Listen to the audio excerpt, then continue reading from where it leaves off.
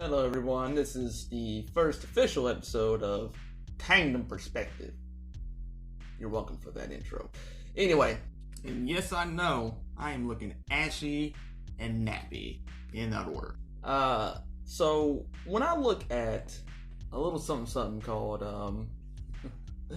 the I'm offended by everything movement, I think about this.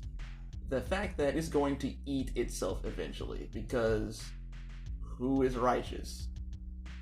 And you may be telling yourself that you are okie doke, but I'm here to tell you right now, all you gotta do is go back into that Twitter feed or that Facebook feed, and then you about to be found out like a lot of. But those people! Now there used to be an old school Twitter feed that ran continuously. It's called your memory. So all you gotta do is look in the back of there and you'll find out, just like everyone else did, that may not be okay. I would never do such a thing, ever. Now look, I know y'all are thinking things like, I would never do that because blah blah blah blah blah blah blah. I would never do such a thing. I'm here to tell you and inform you that given a certain person's upbringing or circumstances or whatever it is, if you were put in that same situation, who's to say that you would not turn out the exact same way? Who's to say that you have this inherited righteousness or whatever, when a lot of times the people who do a lot of abusing and finger pointing and things like that learn it from other abusers and finger pointers. A lot of times hurt people hurt people. So before we go off on this whole all the way in type of tangents with, I would never do that. But those people, highly suggest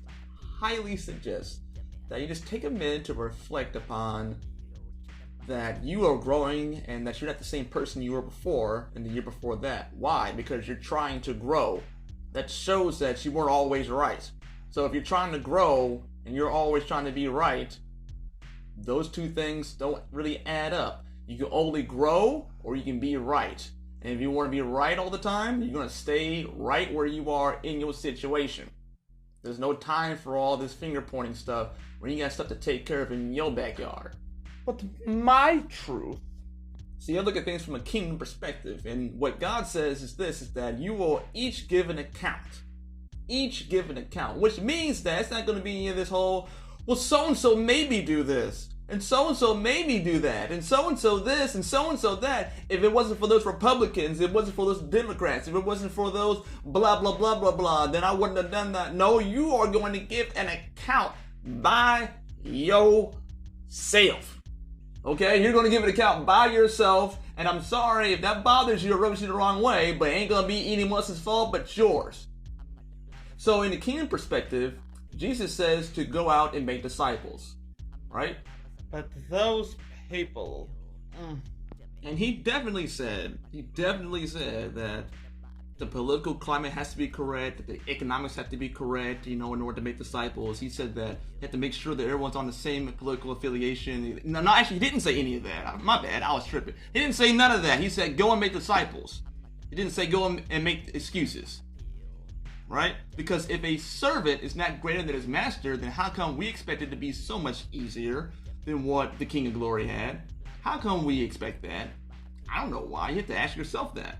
Why do you want it so much better than your own master if you are of Christian persuasion? So I am coming to you again, live and ashy and all kinds of stuff, because it doesn't matter what I say or do or whatever it is, you're going to have a problem with it.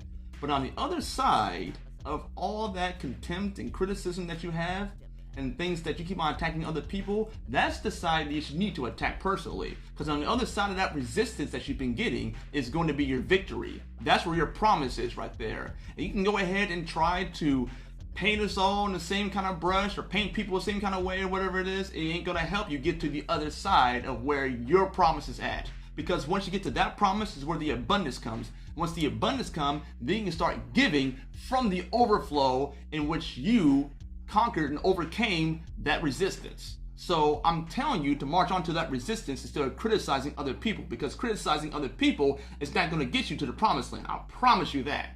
So therefore, Go and make disciples. Don't make excuses. You can do this. I believe in you. And the reason why I believe in you is because that you wouldn't be getting resistance in that one area if you weren't destined for greatness in that area. Otherwise, why are you getting so much resistance from that blog you want to start, from that book you want to write, from that church you want to start, from that whatever it may be? Why are you getting so much resistance from that, even though it keeps tearing inside of you all day long? It bothers you, and it's not going anywhere. It's not going to go anywhere if the job change, a location change. It's going to go nowhere until you sit down, stop making excuses, stop looking at other people to validate you, and go and do the doggone thing in the right environment with the right people. And they're not easy to find, but once you find them, you hold on to them. That's kingdom perspective right there. So I'll see y'all next week. And love your faces, nothing you can do about it. Bye. Those people.